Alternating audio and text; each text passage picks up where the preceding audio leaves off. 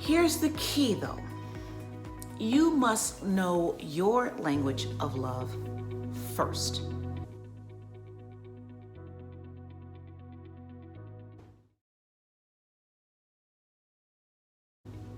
Good morning. Hello, it's Pamela Elaine Nichols here again with you.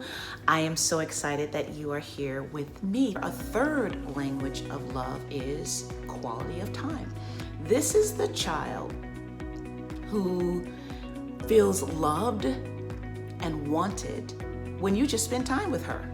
Like maybe that's just watching TV, maybe one of her favorite shows. I have a daughter, she's my oldest daughter, and she's always saying, she'll say, Mom, do you want to watch a movie with me? It's like, okay, yeah, sure. And we watch a movie, and sometimes it's a great movie and sometimes it's not so great, but that's not the point. The point is that she wants to spend time with her mother, and I do that. It's quality of time is all that matters to her. She doesn't care so much about receiving a gift. I mean, that's nice, but she doesn't care that much. She doesn't care that much about acts of service. If I, drive her to the mall with her friends, that's nice, but it's not a big deal for her. It's the quality of time. A fourth language of love that you'll want to know is words of affirmation.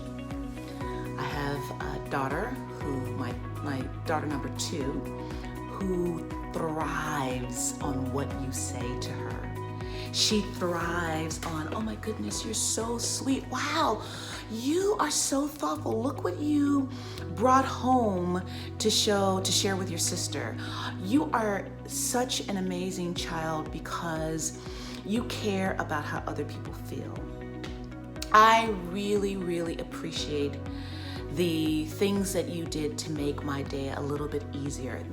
The words to let her know how good, amazing, special, kind, thoughtful she is matters.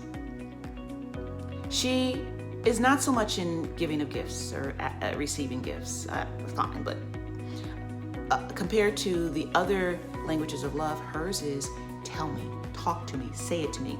Conversely, when I have said things that were demeaning to her, I mean, I should have just stabbed her. It would have been easier. So you may have a child who thrives on words of affirmation, not words of degradation, not words that put her down, that put him down, but words that lift him or her up. And the last language of love of the 5 is physical touch. This is the child that needs you to wrap your arms around him and hold him and kiss him. This is the child that wants you to touch his hair as you walk by or touch his collarbone, if you do that. This is the child who needs your touch and wants to feel your affection, wants to be loved and known by affection, hugs, and kisses. Who is that child that you have? Here's the key though. You must know your language of love first. And there is also an assessment that you can take on the site, the5languagesoflove.com, where you can learn what your love language is. And the reason it's important to know your love language is because this. Most likely, the child you connect with the most, the best, speaks your language. And the child that you don't connect with the best does not. You have to know what your language is so that you can start seeing your relationship from, well, this is my love language. It's not my son's love language. I must know my son's love language, so I'm not putting upon him my language and not knowing why he's not making me happy. Know your language, and then it is your job. Choose this as your job, to learn the language of your child so that you can restore whatever that has been broken.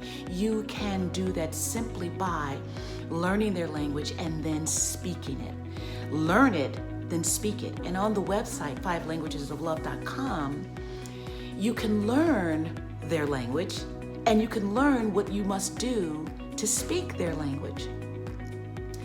If you do that, you will begin to restore what was broken.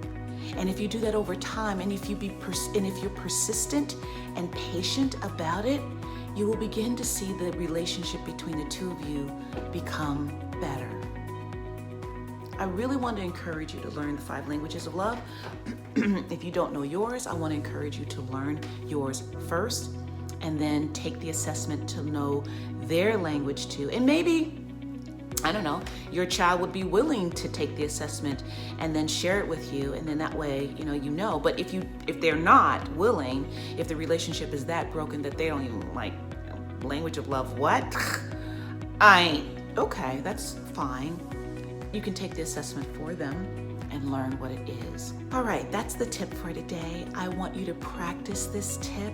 Please take the assessment, practice the tip.